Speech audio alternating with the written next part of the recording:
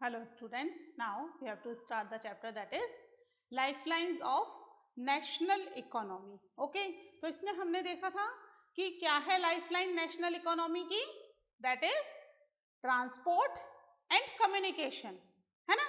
Transportation में हमने 3 means of transportation पढ़े हैं और कम्युनिकेशन, ठीक है, कि किस तरीके से मास कम्युनिकेशन किया जाता है एंड पर्सनल कम्युनिकेशन किया जाता है, और इंडिया किस तरीके से फर्स्ट स्टैंड करता है in different type of communications. ठीक है, तो आज हम देखेंगे आज के लेक्चर में दैट इज इंटरनेशनल ट्रेड।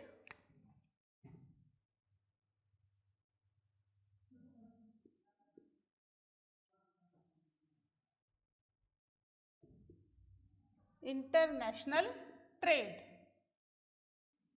ठीक है, जब भी सामान का एक्सचेंज होता है ना, exchange of the goods and services, that is known as trade. ठीक है, कुछ भी सामान बेचा या खरीदा जाता है, सर्विसेज हो या सामान हो, अगर उसे बेचा या खरीदा जाता है that is known as trade.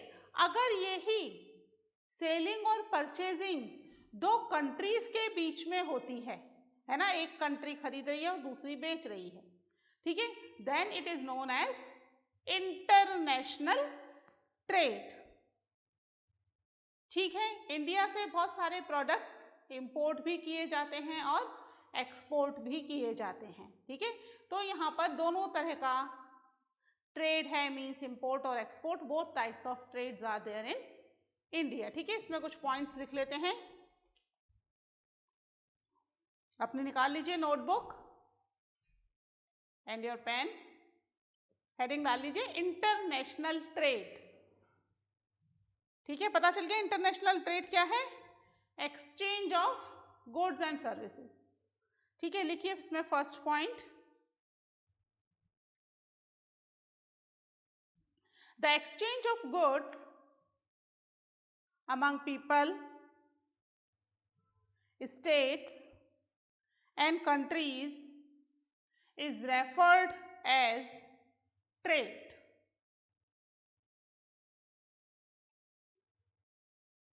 ठीक है, नेक्स्ट लिखिए ट्रेड बिटवीन टू कंट्रीज। ठीक है, ट्रेड हो रहा है between two countries, trade between two countries is called international trade. ठीक है, दो कंट्रीज के बीच में ट्रेड हो रहा है, that is known as international trade. अब इंटरनेशनल ट्रेड से क्या फायदा होता है, जब भी हम कोई सामान इंपोर्ट या एक्सपोर्ट करते हैं, या तो फॉरेन करेंसी आएगी या हमारी करेंसी किसी और कंट्री में जाएगी, यही होगा ना। अगर हमने खरीदा है, इंपोर्ट किया है, then we have to pay them, तो हम अपनी करेंसी में पे करेंगे, और अगर हमने बेचा है, सेलिंग की है, देन दैट कंट्री पे अस, तो उसकी करेंसी हमारी कंट्री में आएगी, यानी इससे इकोनॉमिक प्रॉस्पेरिटी भी आती है। अगर हम बहुत ज़्यादा चीज़ें एक्सपोर्ट कर रहे हैं तो उससे क्या होगा, हमारी इकोनॉमिक प्रॉस्पेरिटी इंक्रीज होगी, बढ़ेगी। ठीक है, लिखिए इसमें advancement of international trade of a country is an index to its economic prosperity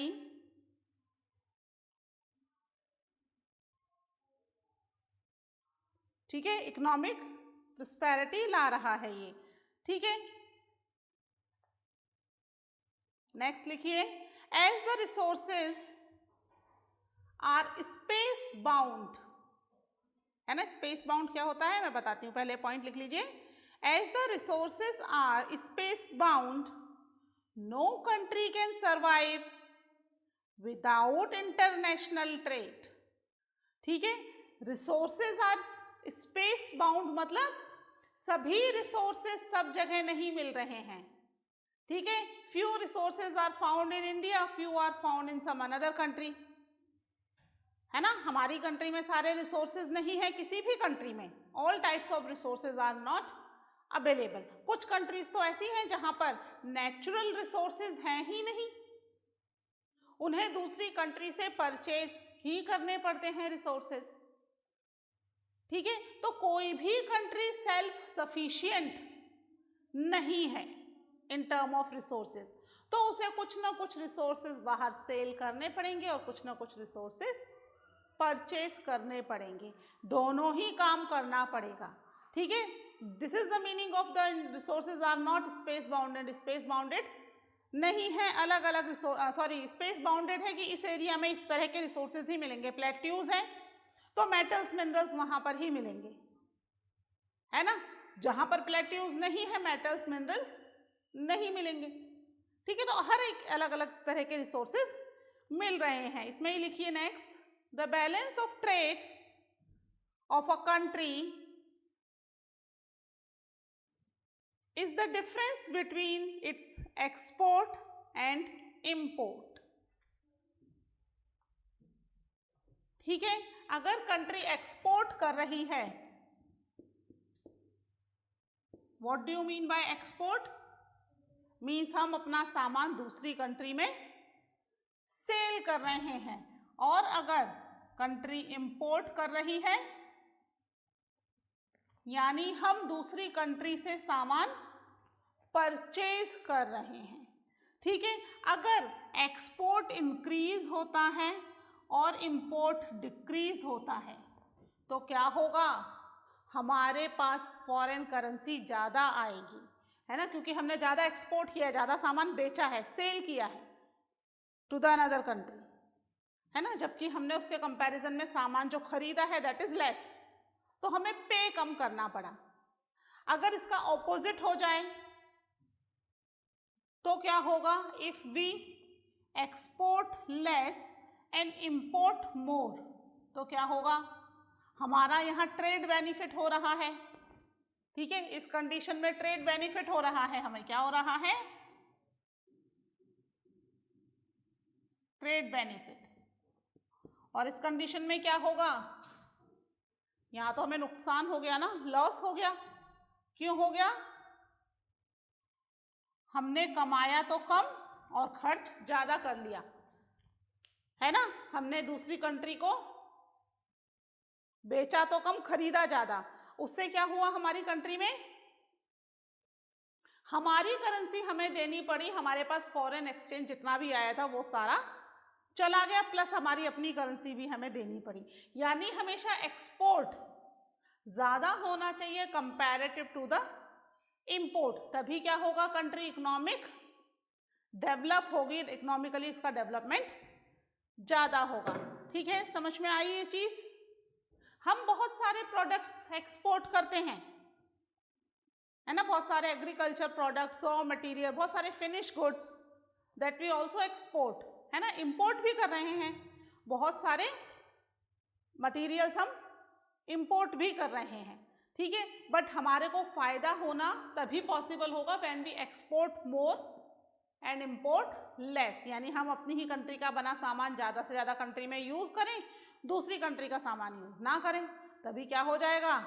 export कम हो जाएगा और इंपोर्ट सॉरी तो एक्सपोर्ट बढ़ जाएगा और इंपोर्ट कम हो जाएगा। ठीक है, लिखिए इसमें,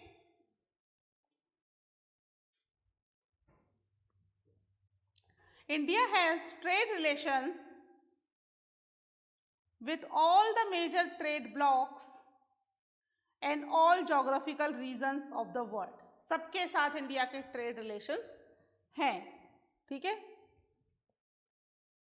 इंडिया जो है काफ़ी सारी चीज़ें एक्सपोर्ट कर रही है, जैसे एग्रीकल्चर है एंड अलाइड प्रोडक्ट, यानी एग्रीकल्चर से रिलेटेड दूसरे प्रोडक्ट वो एक्सपोर्ट कर रही है। पेट्रोलियम है, कोल है, ज्वेलरी है, जेम्स है। ठीक है, ये सब प्रोडक्ट इंडिया एक्सपोर्ट कर रही है। तो इंपोर्ट क्या कर रही है?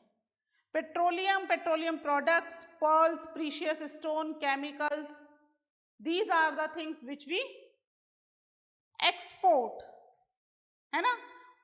इंडिया जो है 28.2% ऑफ टोटल इंपोर्ट कर रही है, जबकि जो एक्सपोर्ट है वो उसके कंपैरिजन में 40.3% है।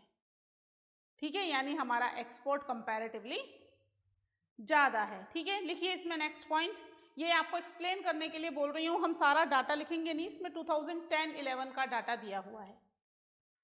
ठीक है, तो हम केवल वो कमोडिटीज लिख लेंगे जो इंडिया एक्सपोर्ट करे। अभी डाटा काफी चेंज हो गए है ना, 10-11 में चेंज हुआ, फिर 11-15-16 का आ गया, 14-15 का आ गया, 15-16 का आ गया, कितने डाटा हम लिखेंगे। तो मैं आपको इसमें कमोडिटीज लिखवा देती हूँ। ठीक है, among the commodities in export, that is agriculture and allied products, ores and minerals, gems and petroleum, gems and jewelry, petroleum product including coal। ठीक है, फिर नेक्स्ट लिखिए, the commodity imported to India include petroleum and petroleum product, pearls and precious stone, chemicals and coal, machineries etc।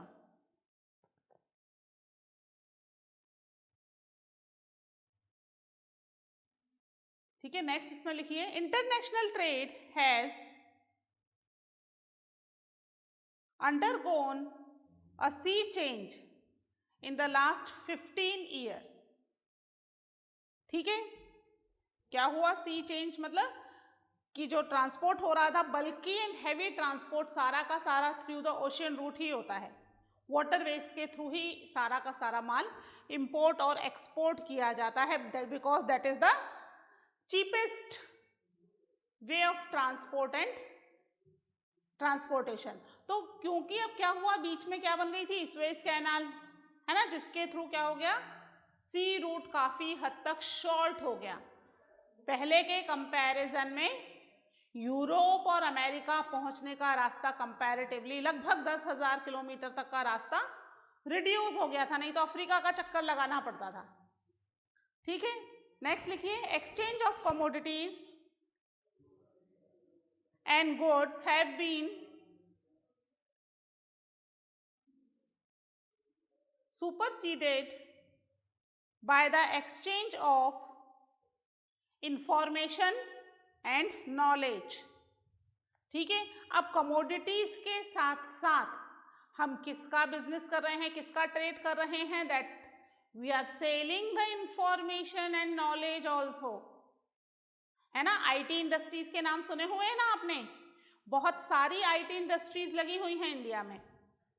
ठीक है, क्या cell कर रही हैं IT industries, information and knowledge, यही तो सेल कर रही हैं, है ना। बहुत सारे कॉल सेंटर्स हमने देखा था कि इंडिया में लगाती हैं अधिकतर फॉरेन कंट्रीज कॉल सेंटर्स।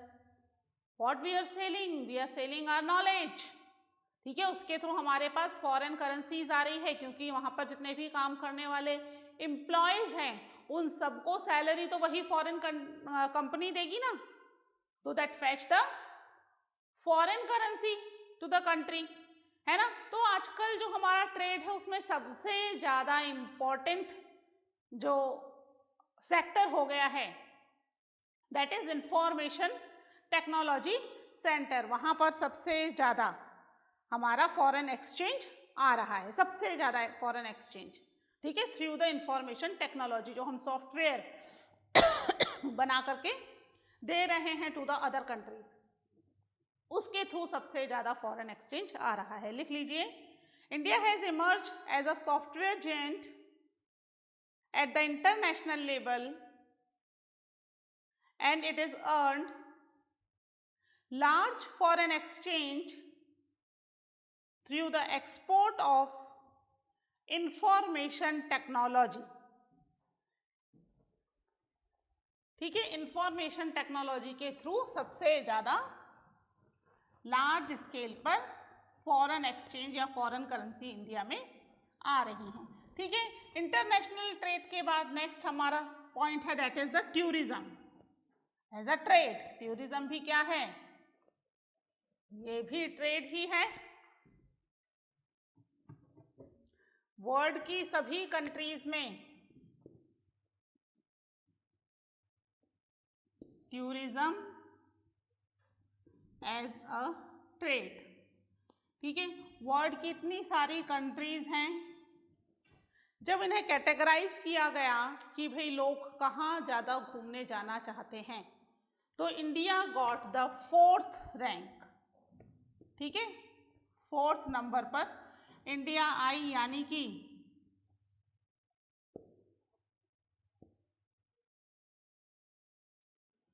ठीक है, यानी कि सबसे ज़्यादा लोग इंडिया घूमना आना चाहते हैं। इंडिया की जो रैंक है that it became the 4th। अब टूरिज्म से क्या होता है भाई, जो भी व्यक्ति टूरिस्ट बनकर इंडिया आएगा तो वो इंडिया में घूमेगा फिरेगा, होटल में रुकेगा, खाएगा, शॉपिंग करेगा, है ना। इन सब चीज़ों में उसका पैसा भी खर्च होगा ना।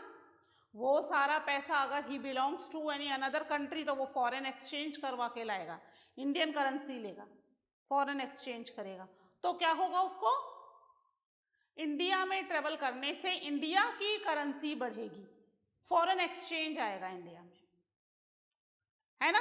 तो इंडिया 4th रैंक्ड है वर्ल्ड्स बेस्ट हॉलीडे हेवन, है ना। नीचे देखो न्यूज़पेपर में दे रखा है, न्यूज़पेपर की कटिंग्स चिपकाई हुई ना यहाँ पे। सबसे पहले है Italy, second New Zealand, third Australia and 4th India. Best 10 destination दे रखे हैं, dream destination of the people, कि सबसे ज़्यादा लोग कहाँ घूमने जाना चाहते हैं।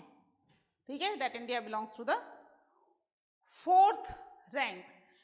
घूमने के लिए भी आना चाहते हैं और कई बार कुछ लोग कुछ दूसरे रीजन से भी, some people came to India for the health purposes, इलाज करवाने के लिए।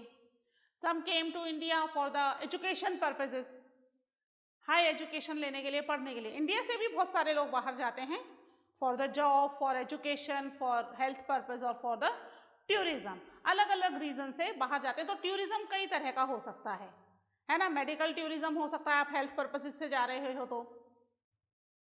एजुकेशन टूरिज्म हो सकता है, अगर आप पढ़ने के लिए जा रहे हो तो।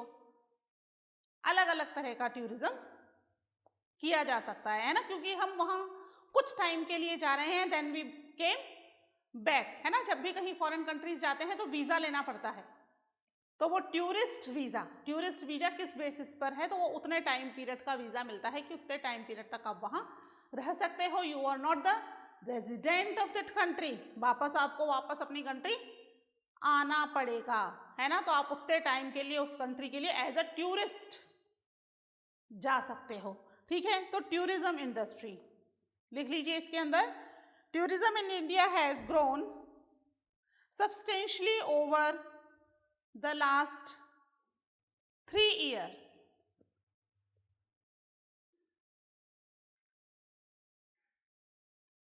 More than 15 million people are directly engaged in the tourism industry. Engaged in the tourism industry means they earn from the tourism industries, है ना। होटल वाले हैं, कहाँ से अर्न कर रहे हैं, टूरिज्म इंडस्ट्री से। ट्रांसपोर्टेशन, कई सारे ट्रांसपोर्टेशन तो केवल घुमाने के लिए, आप अगर किसी टूरिज्म प्लेस पर जाओगे तो वहाँ कई सारी बसेस वगैरह केवल किस लिए चलती हैं, फॉर द साइट सीन, कि आपको इस शहर के साइट सीन, स्पेशल सीन्स दिखा के लाए जाएं, इसके लिए ही चलती हैं। कई सारी ट्रेन्स चलती हैं हॉलीडे स्पेशल्स, है ना, only for the tourism purposes. तो इसमें लगभग 15 मिलियन पीपल आर इंगेज्ड। कई सारे गाइड्स हैं, बहुत सारे शॉपकीपर्स हैं जिनकी शॉप चल रही हैं, है ना, बहुत सारा सामान सेल होता है, रेस्टोरेंट्स हैं। ये सब किस पर डिपेंडेंट है, ऑन द टूरिज्म इंडस्ट्री। अगर टूरिज्म बढ़ेगा तो इन सबको काम मिलेगा। तो 15 मिलियन से भी ज्यादा people are engaged in the tourism industry. हर साल लाखों करोड़ों में फॉरेन एक्सचेंज आता है थ्रू द टूरिज्म। जैसे डाटा दे रखा है, देखो मैं पढ़ के सुना देती हूँ। 11.8% ड्यूरिंग द 2010 और 2009 के कंपैरिजन में 11.8% टूरिस्ट ज़्यादा इंडिया आए। ठीक है, लगभग 64,889 करोड़ का फॉरेन एक्सचेंज आया थ्रू द टूरिज्म इंडस्ट्री। इतने सारे लोग इंडिया घूमने के लिए आए इन 2010, ठीक है, यानी 5.78 मिलियन फॉरेन टूरिस्ट इंडिया आए। इतने सारे फॉरेन टूरिस्ट के लिए सभी फैसिलिटीज अवेलेबल करवाने के लिए अलग अलग इंडस्ट्रीज हैं और उसमें बहुत सारे लोग एम्प्लॉयड हैं, ठीक है। कई सारी टूरिज्म वेबसाइट्स भी हैं, पता है ना, मेक माई ट्रिप्स, और भी बहुत सारी हैं, मुझे याद नहीं आ रही है अभी। बहुत सारी वेबसाइट एडवर्टाइजमेंट आते रहते हैं, इंटरनेट यूज करते हैं तब भी एडवर्टाइजमेंट आते हैं, और कई बार आजकल टीवी पर भी एडवर्टाइजमेंट आते रहते हैं इनके, कि ये बहुत सारी साइट्स भी हैं। अगर आपको कहीं घूमने जाना है तो आपको कुछ नहीं करना, you just take the help of these sites, है ना। वो पूरा आपको एस्टिमेट बता देंगे कितना खर्चा होगा, बाकी सारा इंतजाम उनका, रहना खाना पीना घुमाना फिराना, आपको सब कुछ, आप मेहमान की तरह जाओ वहाँ पे, सारा आपको इंतजाम किया हुआ मिलेगा, है ना। आपको बॉदर होने की जरूरत ही नहीं, बट यू हैव टू पे फॉर इट, ठीक है। फिर इसके अलावा लिखिए इसके अंदर, इसके साथ ही, tourism also promotes national integration, provides support to local handicrafts and cultural pursuits, ठीक है। लोकल हैंडीक्राफ्ट को भी काफी बढ़ावा मिलता है। हम जहां भी घूमने जाते हैं क्या लाते हैं, हम उस जगह की कोई स्पेशल चीज हम लेकर के आते हैं कि वहां की क्या स्पेशलिटी है, ये चीज स्पेशलिटी है तो हम उसको खरीदेंगे, ठीक है। जैसे अगर कोई कोटा घूमने आएगा तो क्या खरीदेगा, कोटा डोरिया, है ना, कोटा डोरिया की साड़ियां सूट्स ये परचेज करेगा, because it is the speciality, है ना। ताजमहल घूमने जाते हैं तो ताजमहल का छोटा सा नमूना परचेज करके ले आते हैं, है ना। लखनऊ जा रहे हैं तो chikankari work, that is very famous, that we purchase.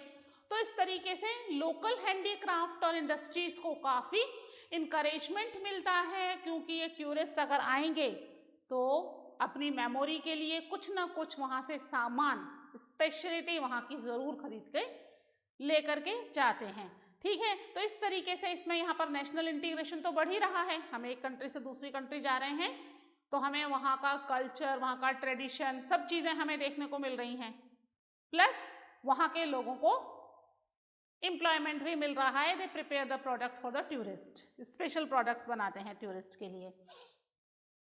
Next लिखिए, फॉरेन टूरिस्ट विजिट इंडिया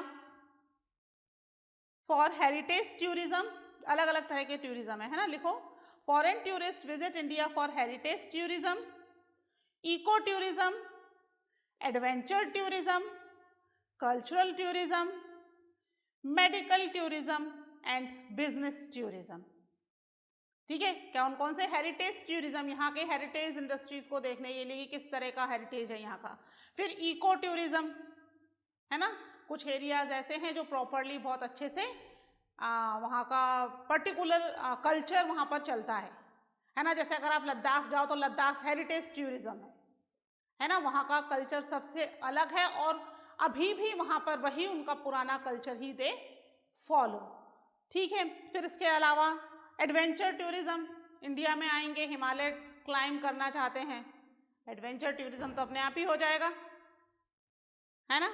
इस तरह के बहुत सारे टूरिज्म है, कल्चरल, मेडिकल, बिजनेस टूरिज्म, अलग अलग पर्पज से लोग इंडिया आते हैं, ठीक है। इसके लिए भी गवर्नमेंट कई बार बहुत सारे एफर्ट्स करती है टू प्रमोट द टूरिज्म, है ना। अमिताभ बच्चन का ऐड आता है ना, एक बार तो आइए गुजरात में, that is also promote the tourism, कि टूरिज्म को किस तरीके से प्रमोट करना है, अलग अलग स्टेट अपने अलग अलग टूरिज्म को प्रमोट करते हैं, है ना। राजस्थान का भी ऐड आता है, अलग अलग किले दिखा रहे हैं, जैसलमेर है, जोधपुर है, इनके बड़े बड़े किले दिखा रहे हैं, कुंभलगढ़ दिखा रहे हैं, to promote the tourism, heritage tourism हो जाएगा यहाँ का, कि इतने अच्छे बड़े बड़े किले अभी भी एग्जिस्ट कर रहे हैं, इतने स्ट्रॉन्ग उस समय के फोर्ट्स बने हुए हैं जो अभी भी प्रेजेंटली भी एग्जिस्ट, और प्रॉपर उनका मेंटेनेंस करती है गवर्नमेंट, है ना। यहाँ अगर आप जाना चाहो, बूंदी का किला पास में ही है, कुंभलगढ़ हाईएस्ट फोर्ट है इन द वर्ल्ड, कहते हैं चीन की दीवार के बाद शायद वही है कुंभलगढ़ का किला जो कि स्पेस से नजर आ जाता है। तो इस तरीके से बहुत सारे इंडिया में टूरिस्ट प्लेस हैं, तो बहुत सारे टूरिस्ट हर साल इंडिया आते हैं, which encourage the tourism industry in India and so many people were employed in it, employment मिल रहा है, प्लस फॉरेन करेंसी आ रही है, that is also life line of national economy. ये सारी लाइफ लाइन्स है नेशनल इकोनॉमी की। ठीक है, तो ये चैप्टर अपना कंप्लीट होता है, इसका मैप वर्क है that we complete in the next lecture. Okay, till then take care, bye.